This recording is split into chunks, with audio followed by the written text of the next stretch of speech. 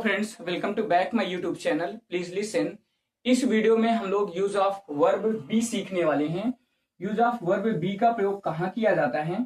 Last video में हमने सीखा था यूज ऑफ वर्ब बी का मतलब हमने सीखा था, जिसका मतलब क्या होता है मैं बता देता हूं। Is, am, are, was, were, will be, shall be. Last video में हमने ये जाना था कि वर्ब बी का मतलब क्या होता है। Is, am, are, was, were, will be, shall be. और इज, एम, आर का प्रयोग हमने लास्ट वीडियो में डिटेल्ड में सीख चुके हैं। तो आज के वीडियो में हम लोग सीखने वाले हैं शैल बी और विल बी का प्रयोग कहाँ किया जाता है सिंपल सेंटेंसेस में।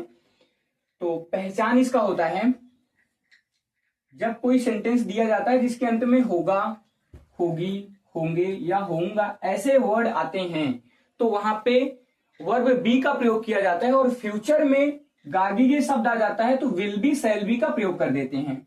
और इन सभी वर्ड से पता ये चलता है कि फ्यूचर में किसी ना किसी चीज की होने या ना होने की स्थिति का भाव व्यक्त होता है, इसलिए यहाँ पे विल बी, शैल बी का प्रयोग करते हैं। अभी एग्जाम्पल देखेंगे तो क्लियर हो जाएगा। सबसे पहले इसमें लगाना है आपको सब्जेक्ट, फिर लगाना है विल बी या शैल बी, फिर उसके बाद कॉम्प्लीमेंट लगाना है। अब यहाँ पे विल बी का प्रयोग कहाँ किया जाएगा और शैल बी का प्रयोग कहाँ किया जाएगा ये भी जानना जरूरी है। बच्चों, विल बी और शैल बी में डिफरेंस है, दोनों एक साथ लगा नहीं सकते हैं। शैल बी का प्रयोग होता है आई और वी के साथ, अर्थात मैं और हम के साथ प्रयोग किया जाता है। और बाकी अन्य जितने भी सब्जेक्ट होते हैं, अदर सब्जेक्ट, सभी के साथ विल बी का प्रयोग किया जाता है। कैसे, ध्यान से देखेंगे। हम अगले साल सफल होंगे, पहला हमारा एग्जांपल है हम अगले साल सफल होंगे। तो सफल होंगे, यहाँ पे होने या ना होने का भाव व्यक्त हो रहा है, तो यहाँ पे हम विल बी या शैल बी में से एक चीज लगाएंगे। सबसे पहले हमें सब्जेक्ट लगाना है, तो सब्जेक्ट यहाँ पे हम है हम की इंग्लिश होता है वी, और वी के साथ बच्चों क्या लगाएंगे, शैल बी लगाएंगे, क्योंकि आई और वी के साथ शैल बी का प्रयोग किया जाता है। तो we shall be, we shall be. कोई बच्चा यहाँ पे ये नहीं समझेगा कि यहाँ पे शैल बी और विल बी का प्रयोग किया जा रहा है, तो जिनको टेंस की जानकारी है तो वो ये नहीं सोचेंगे कि ये फ्यूचर कंटीन्यूअस टेंस है। फ्यूचर कंटीन्यूअस टेंस नहीं, ये सिंपल सेंटेंसेस हैं। और सिंपल सेंटेंसेस में जब होने या ना होने का भाव व्यक्त होता है तो वहां पे सिंपल सेंटेंस का प्रयोग होता है और शैल बी और विल बी का प्रयोग किया जाता है। जबकि टेंस के सेंटेंसेस में किसी न किसी काम को किया जाता है, तो वहां पे वर्ब आता है, मेन वर्ब, और मेन वर्ब में आईएनजी भी लगता है। तो यहां पे ये सिंपल सेंटेंस है, वी शैल बी, सफल होना। सफल की इंग्लिश होता है success. We shall be success अगले साल, नेक्स्ट ईयर, ऐसे ट्रांसलेशन किया जाएगा। We shall be success next year. अगला सेंटेंस है हमारा, कल राहुल घर पर होगा। कल राहुल घर पर होगा, फ्यूचर में होने या ना होने की स्थिति है, तो इसलिए यहाँ पे विल बी, शैल बी का प्रयोग हो जाएगा। सब्जेक्ट हमारा क्या है यहाँ पे, राहुल। राहुल विल बी,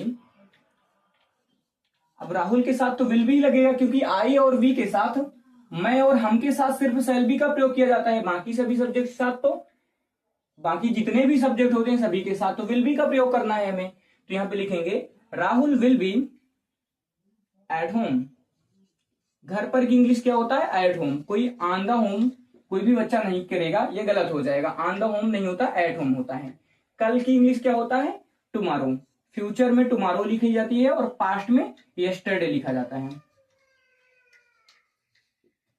अगला सेंटेंस है हमारा, मैं आईएएस ऑफिसर बनूंगा। इस सेंटेंस में एक वर्ड आ गया बनूंगा शब्द। तो जब ऐसे वर्ड आ जाते हैं तो इससे भी होने या ना होने का भाव व्यक्त हो रहा है।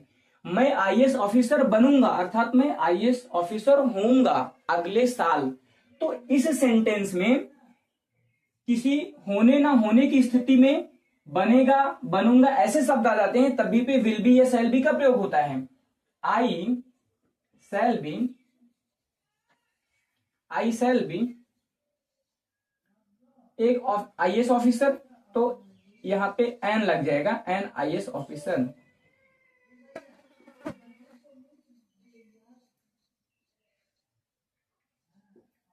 ऐसे ट्रांसलेशन होता है। अब यहाँ पे बच्चे समझना है कि एन का प्रयोग क्यों किया गया, क्योंकि ये जो आईएस शब्द है, आईएस का पहला लेटर जो हमारा वॉवेल है, वॉवेल साउंड दे रहा है, इसलिए एन का प्रयोग कर दिया गया। अगर वॉवेल साउंड ना होता तो यहाँ पे ए बस का प्रयोग किया जाता। वे हमारे आदरणीय सदस्य होंगे, वे हमारे आदरणीय सदस्य होंगे या आदरणीय सदस्य बनेंगे, तो यहाँ भी होने या ना होने की स्थिति है, तो यहाँ पे विल बी और शैल बी का प्रयोग कर दिया जाएगा। तो वे शब्द है तो वे शब्द की इंग्लिश होता है दे, और दे के साथ तो विल बी ही लगेगा, क्योंकि सिर्फ आपको बच्चों ये ध्यान देना है कि जब सेंटेंस में आई और वी सब्जेक्ट होगा तभी आपको शैल बी का प्रयोग करना है, अदरवाइज शैल बी का प्रयोग नहीं करना है, हमेशा विल बी का प्रयोग करना है। They will be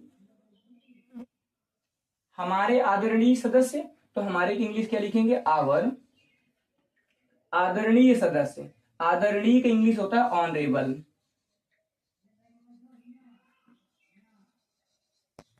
honourable. सदस्य की इंग्लिश मेंबर्स। अब जब किसी सेंटेंस में इंट्रोगेटिव की बात आती है, हमने अफर्मेटिव सेंटेंस सीख लिया, निगेटिव या इंट्रोगेटिव अब सीखेंगे कि निगेटिव कैसे प्रयोग किया जाएगा। जब किसी सेंटेंस में नहीं शब्द आ जाता है तो वो निगेटिव हो जाएगा, और नहीं शब्द आएगा तो आपको नॉट इसकी इंग्लिश लिखना है। और नॉट इंग्लिश कहाँ लिखेंगे बच्चों, ये चीज आपको ध्यान देना है कि जब किसी सेंटेंस में दो हेल्पिंग वर्ब होती है तो हमेशा दोनों हेल्पिंग वर्ब के बीच में नॉट का प्रयोग करना है। शैल बी, जैसे मैं इस सेंटेंस को बोल दूं कि हम अगले साल सफल नहीं होंगे, तो यहाँ पे बीच में नॉट लगेगा। नॉट कहां लगेगा, बीच में नॉट लगेगा। We shall not be success next year. अगला सेंटेंस, कल राहुल घर पर नहीं होगा, तो इस सेंटेंस को निगेटिव बनाएंगे तो Rahul will not be. Will और बी के बीच में नॉट लग जाएगा और पूरा सेम टू सेम सेंटेंस ऐसे ही लिखा रहेगा। तो निगेटिव मेरे हिसाब से समझ में आ गया होगा सभी को। इंट्रोगेटिव में थोड़ा सा दिमाग लगाना है। इंट्रोगेटिव कैसे करना है, इंट्रोगेटिव दो टाइप का होता है, एक हेल्पिंग वर्ब टाइप होता है, एक क्वेश्चन वर्ड टाइप होता है। हेल्पिंग वर्ब टाइप बच्चों क्या होता है, जब किसी सेंटेंस में क्या शब्द पहले आ जाता है। इस हेल्पिंग वर्ब टाइप को यस नो टाइप भी बोलते हैं, yes no type. Helping verb type को यस नो टाइप भी बोला जाता है, या तो आप बोल सकते हैं ऐसे क्वेश्चन वर्ड, ऐसे क्वेश्चन जिसमें प्रश्न पूछे जाते हैं जिसको यस या नो में जवाब दे दिया जा सकता है, उसे हम बोलते हैं यस नो टाइप। या तो आपको सिर्फ सीधा समझना है कि जब किसी सेंटेंस में क्या शब्द पहले आ जाता है तो हेल्पिंग वर्ब सबसे पहले लगाना रहता है, वो हेल्पिंग वर्ब टाइप होता है। जिसमें कोई क्वेश्चन वर्ड आते हैं उसे क्वेश्चन वर्ड टाइप बोलते हैं। जैसे इसमें लिखा हुआ है कि क्या 5 बजे मेरा भाई जिम में होगा, तो जब क्या शब्द पहले आ जाता है तो उसमें हेल्पिंग वर्ब सबसे पहले लगाना रहता है। सबसे पहले आप हेल्पिंग वर्ब लगाएंगे। अब दो हेल्पिंग वर्ब है तो एक ही हेल्पिंग वर्ब पहले लगाएंगे, जैसे विल या शैल में से एक चीज लगाएंगे, विल या शैल में से एक चीज लगाएंगे, फिर उसके बाद सब्जेक्ट लगाएंगे, फिर उसके बाद बी लगाएंगे आप, फिर जो भी कॉम्प्लीमेंट होगा वो चीज लगाएंगे। तो इस सेंटेंस में क्या शब्द पहले आ गया, तो विल या शैल में से एक चीज लगाएंगे। मेरा भाई, सब्जेक्ट क्या है, मेरा भाई, तो आई और वी के साथ शैल लगता है, नहीं तो सभी के साथ तो विल लगता है, तो यहाँ पे क्या लगाएंगे, विल। विल सब्जेक्ट क्या है, मेरा भाई, will my brother, will my brother, will my brother, will my brother. अब इसके बाद यहाँ पे कॉम्प्लीमेंट क्या है, जिम में, will my brother in the gym, in the gym. कितने बजे, 5 बजे। 5 बजे की इंग्लिश क्या लिखेंगे, एट 5 o'clock, एट 5 o'clock। मैं ऊपर लिख देता हूं 5 o'clock, 5 o'clock ऐसे। ये सेंटेंस बनेगा, will my brother in the gym at 5 o'clock। At लगाना है बच्चों, जब कोई निश्चित समय आता है तो उसके पहले एट का प्रयोग किया जाता है, ये चीज ध्यान देना है आपको। दूसरा सेंटेंस है हमारा, तुम एक अध्यापक कैसे बनोगे, तुम एक अध्यापक कैसे बनोगे। इसमें भी बनोगे शब्द आ गया, जैसे इसमें मैं आईएएस ऑफिसर बनूंगा, तो यहाँ पे तुम एक अध्यापक कैसे बनोगे, तो यहाँ पे होने या ना होने की स्थिति है। तो आपको बच्चों ध्यान देना है कि होगा या होगी या होंगे शब्द आता है, या होऊंगा शब्द है, या बनेगा बनूंगा शब्द, ऐसे वर्ड आते हैं तो वहां पे विल बी या शैल बी का प्रयोग कर दिया जाता है। अब यहाँ पे कैसे शब्द आ गया, तो ये क्वेश्चन वर्ड टाइप हो गया। क्वेश्चन वर्ड टाइप में ध्यान देना है बच्चों, सबसे पहले क्वेश्चन वर्ड लगा देना है। जो भी क्वेश्चन वर्ड दिया है क्वेश्चन वर्ड लगा दो, फिर उसके बाद विल या शैल और फिर सब्जेक्ट फिर भी वैसे ही लगाएंगे। तो तुम एक अध्यापक कैसे बनोगे? इसमें सबसे पहले आपको क्वेश्चन वर्ड लगाना है। क्वेश्चन वर्ड क्या है? हाउ विल, सब्जेक्ट क्या है? यू, हाउ विल यू, फिर उसके बाद बी लगाना है। बी साथ में नहीं लिखना है। एक हेल्पिंग वर्ब सब्जेक्ट के पहले रहता है, एक हेल्पिंग वर्ब बाद में रहता है क्वेश्चन वर्ड में। जब दो हेल्पिंग वर्ब सेंटेंस में होती है तब how will you be a teacher, question mark.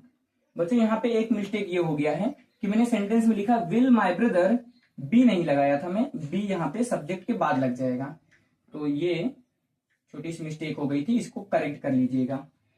I hope बच्चों सभी को समझ में आ गया होगा विल बी का यूज। अगर किसी भी बच्चे को किसी भी प्रकार का डाउट है तो कमेंट बॉक्स में जरूर अपना क्वेश्चन दीजिए और मैं हर एक क्वेश्चन का जवाब देने का